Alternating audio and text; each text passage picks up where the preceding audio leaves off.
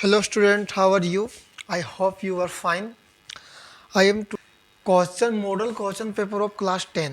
हम लोग क्या करेंगे इस बार, आज कर रहे हैं क्या, जो 10 का मॉडल क्वेश्चन पेपर आया था जैक के द्वारा वो लोग सॉल्व कर रहे हैं हम।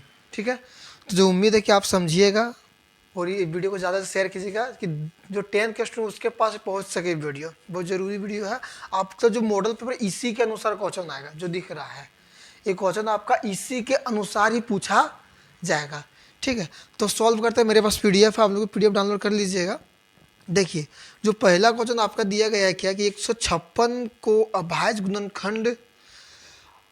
गुणनखंडों के गुणनफल के रूप में लिखिए। 156 दे दिया, जल्दी बना 156 दे दिए।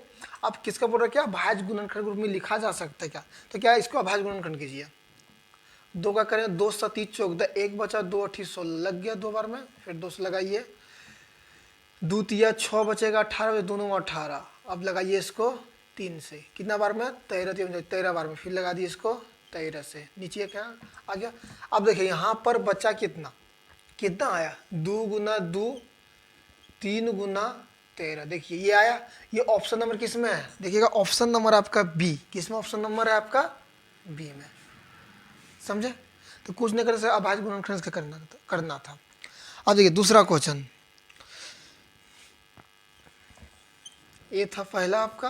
अभी तो दूसरा क्वेश्चन क्या बोला कि 6/15 दशमलव प्रसार कैसा है। आप पूछा कि 6/15 जो इसका दशमलव प्रसार कैसा है।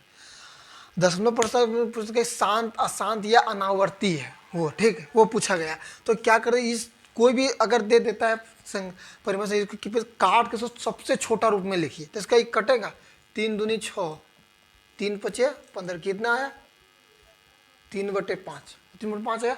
तो एक चीज हमेशा याद रखिए, अगर नीचे हर में, यहाँ पर हर में, अगर हर में आपका 2 और 5 और इसका गुणनखंड रहे, 2 या 5 या इसका गुणनखंड रहे, तो वो आपका होता है शांत, वो आपका होता है शांत।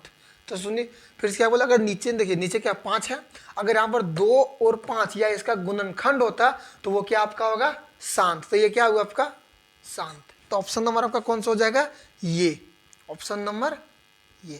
ठीक है, उम्मीद है समझ रहे होंगे। अब क्या, तीसरा क्वेश्चन देखिए। तीसरा क्वेश्चन क्या किया है,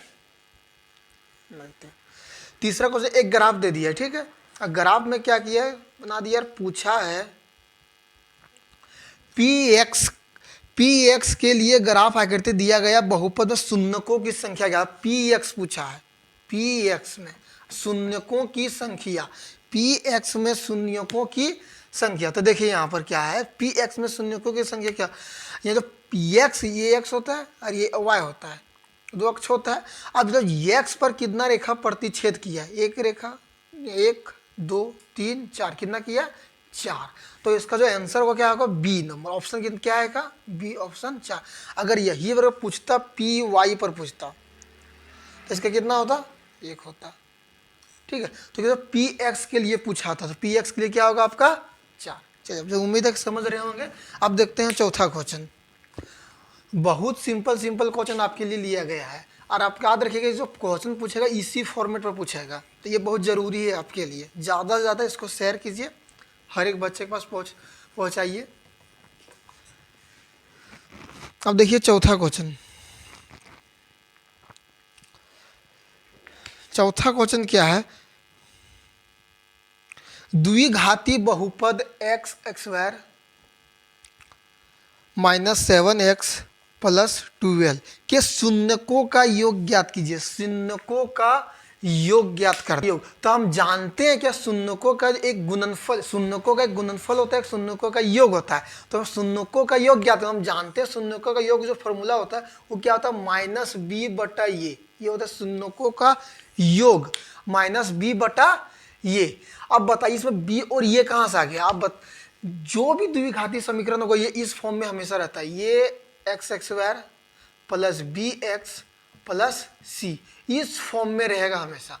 तो यहाँ पर ये का वैल्यू क्या निकला, कुछ नहीं तो क्या रहता है 1, और b का वैल्यू क्या हो जाएगा -7। तो पुट कीजिए यहाँ पर, b का वैल्यू कितना -7, और पहले से एक और माइनस है, ए का वैल्यू 1।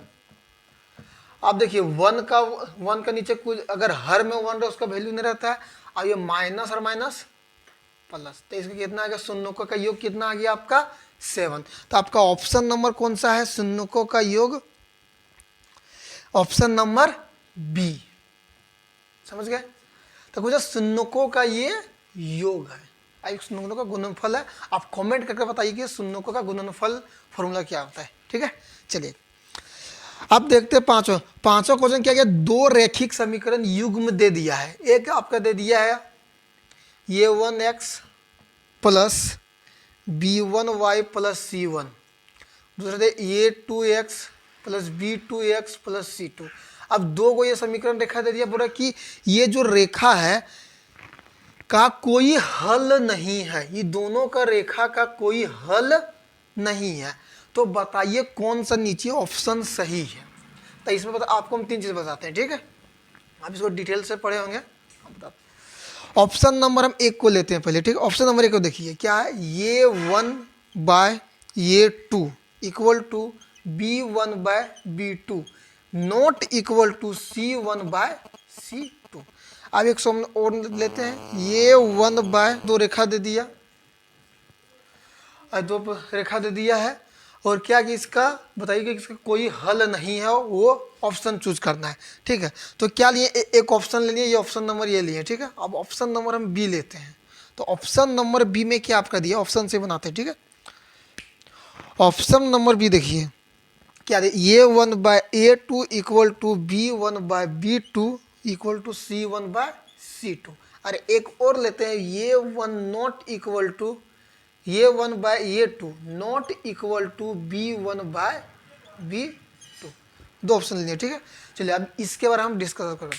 पूछा है जिसका कोई हल नहीं, क्वेश्चन जिसका कोई हल नहीं है, तो ये दो कोई इक्वेशन नहीं है। देखिए ये इक्वेशन क्या बोलता है कि आपका जब भी ये इक्वेशन इस टाइप फॉर्मेट में दिखेगा तो इक्वेशन आपका क्या बोलता है कि ये आपका होगा समांतर रेखा, जो आपका क्या होगा समांतर। और इसका जो ऑप्शन नंबर 1 क्या बोलता है कि जो रेखा होगा वो क्या होगा, समांतर होगा, समांतर होगा और कोई हल नहीं होगा, कोई हल नहीं होगा, कोई हल नहीं होगा। और दूसरा क्या बोलता है, ये समपाती होगा, समपाती, और हल होगा, हल होगा। ठीक है, समपाती होगा, अनेक हल होगा, इसका होगा अनेक हल होगा, अनेक हल होगा। ठीक है, अब जो ये हो गया कि अगर इस इक्वेशन को सेटिस्फाई कर दे, इसका मतलब क्या हो, प्रतिच्छेदी रेखा होगा, प्रतिच्छेदी छेदी रेखा होगा, और इसका हल एक हल होगा, इसका एक हल, कितना हल होगा, एक हल होगा। ये आपका क्या प्रतिच्छेदी रेखा होगा और एक हल होगा। और ये चीज पता इसको सेटिस्फाई कर, सब इक्वल रहेगा, अगर सब इक्वल रहेगा तो समपाती होगा और अनेक हल होगा। अगर इसमें ये 1 बाई ये 2 equal to b1 b2 not equal to c1 c2, अगर ये चीज डिफरेंट हो गया सिर्फ, तो वो समांतर हो, कोई हल नहीं होगा, ये चीज होगा। ठीक है, ध्यान दीजिएगा। तो पूरे इसका कोई हल ना हो तो कौन सा है, ये ऑप्शन नंबर, ये ऑप्शन नंबर क्या होगा, इसका कोई हल नहीं होगा। चलिए अब देखते छठा क्वेश्चन। छठा क्वेश्चन देखिए, समीकरण x क्वेश्चन नंबर 6, समीकरण x minus y plus 9 equal to 0, 3x minus 2y equal to 12 equal to 0 के द्वारा निरूपित रेखाएं। अब बोले कि दो रेखा दे, क्या रेखा, कौन सा रेखा, संपाती है, समांतर या प्रतिच्छेदी है। अब इसमें क्या करना है कि संपाती है, प्रतिच्छेदी है या संपाती, सो बता क्या सब जो बताएं अभी, क्या उसको देख के वो जान सकते हैं। उस अगर ये का वैल्यू ये 1 b1 इसमें दे दिया, देखिए आपका ये 1 कितना है 1, ये 2 कितना है 3, अब b1 कितना -1, ये चीज देखिए यहाँ पर कुछ नहीं तो 1 रहता है, b2 कितना है -2, c कितना है c1 9, c2 कितना है आपका 12। तो जब भी पूछेगा तो उस तीनों में हम पुट कर देखेंगे कौन किस पर सेटिस्फाइड करेगा। ठीक है, तो हम क्या करते हैं, डायरेक्ट प्रतिच्छेदी वाला इक्वेशन लगाते हैं। क्या है देखिए, प्रतिच्छेद क्या करता है, ये 1 बाय ये two not equal to B1 by B2, ये होता है फॉर्मूला, इस पर करते हैं। अगर इसको सेटिस्फाइड कर दिया तो वो आपका क्या होगा, प्रतिच्छेदी रेखा होगा और इसका एक हल होगा। तो ये वन कितना है 1, A2 3 not equal to B1 कितना -1, B2 -2, माइनस माइनस कट। देखिए यहाँ पर आप क्या, ये क्या आया 1/3 और यहाँ पर क्या 1/2, दोनों इक्वल है क्या, नहीं। जब ये दोनों इक्वल ही नहीं आया तो ये कौन सा रेखा होगा, प्रतिच्छेदी। तो आपका ऑप्शन नंबर कौन होगा, सी, ऑप्शन नंबर सी, समझा। ये तीनों पर देख लीजिएगा, एग्जाम में तीनों पर करके देखिए। यहाँ पर की पता था कि ये रेखा प्रतिच्छेदी है, ठीक है, आपको तो पता रहेगा ना। यहाँ पर सातवां क्वेश्चन देखिए क्या बोलता है, समीकरण युग्म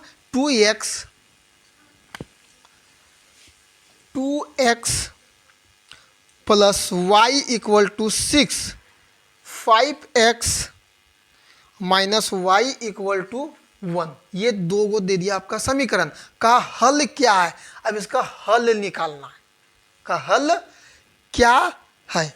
अब देखिए, अब यहाँ दो को दिए x और मतलब x और y का वैल्यू निकालिए, x और y का वैल्यू। तो x और y वैल्यू की हम निकालने के लिए क्या करते हैं, ये दोनों को जोड़ देते हैं, ठीक है। 2 और 5 कितना 7x हो गया, ये माइनस प्लस कट गया, अब कितना बचा, ये 6 और 1 7। अब ये 7 जाएगा उधर डिवाइड में जाएगा तो कटेगा, तो x इक्वल टू कितना आ गया 1। जब x इक्वल टू 1 आ गया तो किसी पर वैल्यू पुट कीजिए, 2x plus y equal to 6, इस पर क्या करते हैं पुट कर देते हैं। x का वैल्यू 2 इंटू 1 होगा, प्लस y तो निकालना है 6, 2 plus y equal to 6, y का वैल्यू यहीं रखिए। अब जो 2 इधर प्लस उधर जाएगा तो माइनस में, तो y का वैल्यू कितना आ गया 4। तो x का वैल्यू 1 और y का वैल्यू 4। ऑप्शन नंबर कौन सा आपका है देखिए, तो उस ऑप्शन को आप देख से आइएगा। ऑप्शन नंबर कौन सा आपका होगा, x बराबर 1 y बराबर 4, ये आपका होगा option number B, option number B. चलिए समझ गए हैं। अब क्या करते हैं, अगला क्वेश्चन देखते हैं। अगला क्वेश्चन आपका क्या है, ये क्वेश्चन नंबर 6 था, सॉरी ये क्वेश्चन नंबर 7 था, ये क्वेश्चन नंबर आपका 7 था, ठीक है। क्वेश्चन नंबर 8 इसमें मिस प्रिंट शायद देते, ये क्वेश्चन नंबर 8 दिया ही नहीं है। क्वेश्चन नंबर 9 क्या है, निम्नलिखित में कौन सा द्विघाती समीकरण, द्विघाती समीकरण, जब भी द्विघाती पूछेगा मतलब उसका पावर कितना होना चाहिए, 2 होना चाहिए, उसका पावर कितना होना चाहिए 2। जब भी पूछे समीकरण जो द्विघाती समीकरण था उसका मतलब क्या, पावर 2 होना चाहिए। तो पूछा कि मैं कौन सा द्विघाती समीकरण, तो ये भी ऑप्शन से बनेगा। अगर पहला हम ऑप्शन लेते हैं क्या है, ये x माइनस 3 का whole x square equal to x square minus 7x plus 5। देखिए इसको हम सॉल्व नहीं कर रहे, ठीक है। अगर आगे इसको सॉल्व करेंगे तो आगे एक्स स्क्वायर को मिलेगा नहीं मिलेगा, हाँ मिलेगा। अब इधर उसको सॉल्व, इधर भी एक्स स्क्वायर होगा, क्या आगे जाकर ये दोनों नहीं कटेगा, हाँ कटेगा। तो इसमें एक्स स्क्वायर बचेगा, नहीं बचेगा।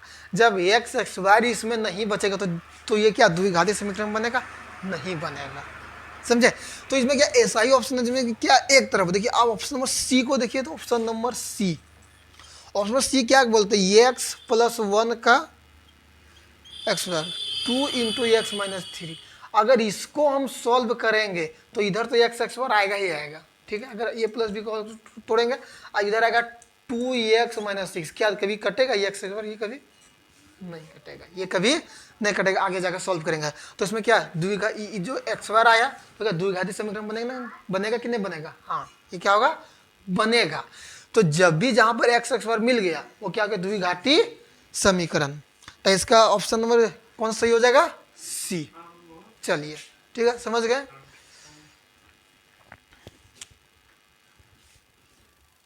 क्वेश्चन नंबर 10 क्या बोला, द्विघाती समीकरण x square plus 7x plus 6 equal to 0। तो मूलों की प्रकृति क्या होगी, क्या दे दिया है, एक्स स्क्वायर दिया है plus 7x plus 6 equal to 0। बोले मूलों की प्रकृति। देखिए यहाँ पर जो क्वेश्चन नंबर आपका 10 और 11 बहुत अच्छा क्वेश्चन है, 10 और 11, ये 10 या 11 में किस टाइप का क्वेश्चन, या यही क्वेश्चन आपके एग्जाम में पूछ सकता है, ऐसा क्वेश्चन ये सब है। तो क्या है कि मूलों की प्रकृति के अंदर मूल इसका कैसा होगा, वास्तविक तथा समान होगा, वास्तविक तथा यह समान होगा, समान या वास्तविक नहीं होगा। तो मूल निकालने के लिए हमको क्या करता है, पहले डी का वैल्यू निकालना पड़ता है कि डी का वैल्यू अगर 0 से बड़ा है कि 0 से छोटा है। तो हम लोग जानते हैं, बोलते हैं विभक्तर, इसको बोलते हैं विभक्तर। तो हम लोग जानते हैं कि डी बराबर क्या होता है, फॉर्मूला डी बराबर आपका होता है क्या, b x square minus 4ac। B आपका कितना यहाँ है 7, और 7 का करेंगे तो 49 होगा। चलिए 4 का 4, ये कितना है आपका 1, सी कितना है आपका 6, 49, 4 1 जा 4, 4 6 जा 24, कितना बचा आपका 25।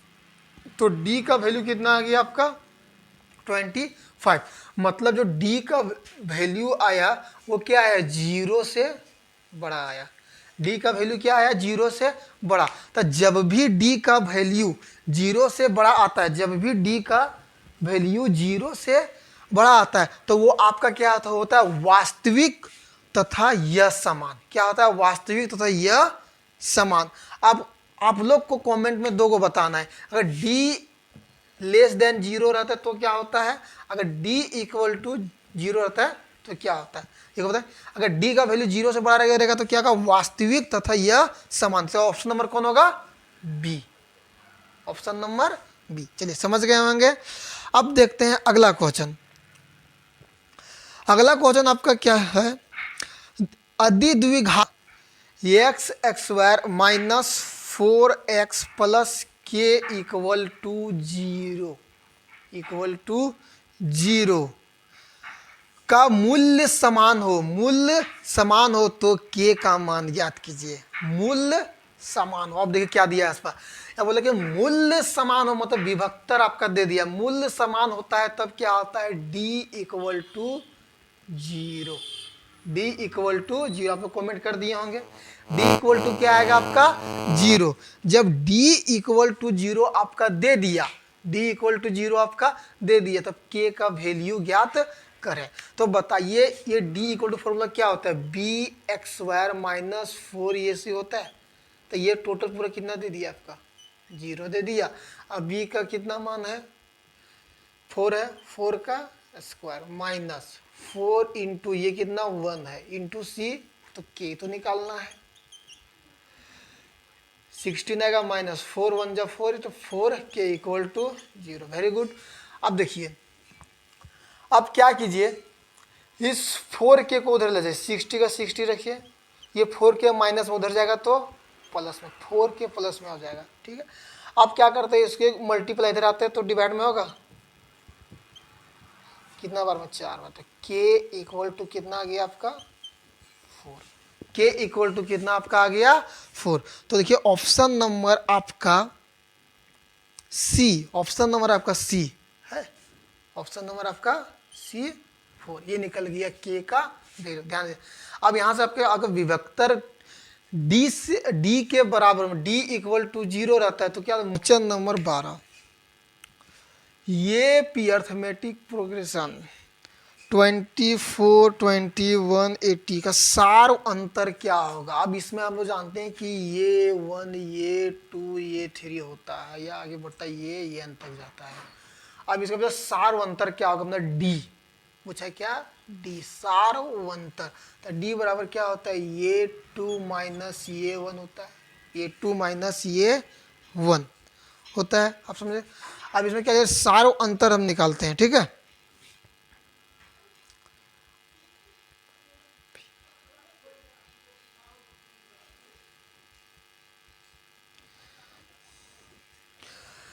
अब ये 2 कितना है देखिए 21, ये 1 कितना है 24, 24, इसमें घटाएंगे कितना बचेगा -3। देखिए -3 आपका क्या, ऑप्शन नंबर आपका डी, ऑप्शन नंबर आपका डी। चलिए अब देखिए आपका आंसर स्क्रॉल, आंसर आपका दिया है बी, आंसर ही गलत दिया है। इसका क्या होगा -3, वहाँ पर आंसर बताया है, नीचे बताया कि आंसर -4 होगा, -4 आएगा ही नहीं। ठीक है, तो इसका क्या होगा -3। ये क्वेश्चन नंबर था 11। अब क्वेश्चन नंबर 12 देखिए, ये P27 12 का 10वां पद क्या होगा? 2 10th पद निकालना है, 10वां पद निकालना है, ठीक है। तो हम जानते हैं कि ये क्या, ये 1 है, इसका सारवंतर पे अगर सारवंतर निकालेंगे डी को क्या लिखेगा, ये 2 माइनस ये 1 निकलेगा, ये 2 कितना 7, ये 1 कितना 2, सारवंतर इसके कितना 5 आएगा, ठीक है। ये सार ये प्लस 9 डी, ये होगा ये प्लस 9 डी। अब बताइए ये का वैल्यू कितना हो गया आपका 2 प्लस 9 इंटू डी का वैल्यू 5, तो 2 प्लस 45 47, तो ये 10 आपका कितना आएगा, ये 10 आपका कितना 47। तो ऑप्शन नंबर का कौन सा होगा आपका, ऑप्शन कौन होगा बी, ऑप्शन नंबर का कौन सा होगा आंसर बी, कौन सा होगा बी। अब 4 क्या किए पहले सार्व अंतर सिर्फ निकाल ले, बस सिर्फ क्या किया सार्व अंतर को सिर्फ निकाल ले। सार्व अंतर क्या है, ये 2 माइनस ये 1 घटाए कितना बचा 5 बचा। अब हमको चाहिए 10वां पद, ये 10 चाहिए। अब ये 10 का फॉर्मूला क्या होता है, ये प्लस 9 डी, तो 2 प्लस 9 इंटू 5 सार्व अंतर निकला 45 टू 47, ऑप्शन नंबर बी। संगत कोण, समरूप त्रिभुज के संगत कोण आपके होते हैं बराबर, क्या होता है अगर संगत त्रिभुज, दो गो त्रिभुज समझ में एक ही जैसा दिख रहा है, इसका जो कोण भी रहेगा वो क्या रहेगा आपका बराबर ही होगा। अब क्वेश्चन नंबर 50,